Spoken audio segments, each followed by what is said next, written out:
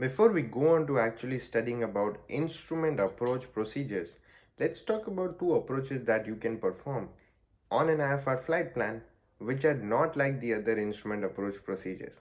These are called the visual and contact approaches.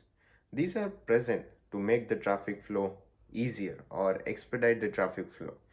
These approaches do not require you to use any of the navigation systems. Rather, when you perform these approaches, you are approaching to land on a runway just like you would do on a VFR flight plan or just like you do in VFR condition. In the case of visual approach, you or the ATC can initiate the request for a visual approach when you report the traffic to follow inside or the airport environment inside. For a contact approach, ATC cannot initiate the request. You are the one who has to request for a contact approach.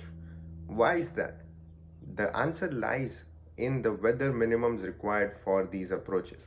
A visual approach can be permitted when the ceiling and visibility at the airport is reported at least 1000 feet AGL and 3 statute mile visibility, while a contact approach can be performed when the ground visibility is just 1 statute mile, and hence pilot has to request a contact approach and ATC cannot assign it.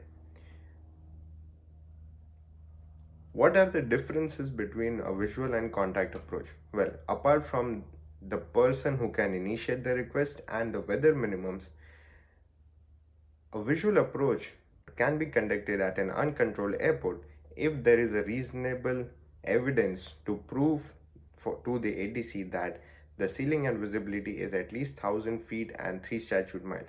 And a contact approach can only be performed at airports, public or private, with a published instrument approach procedure.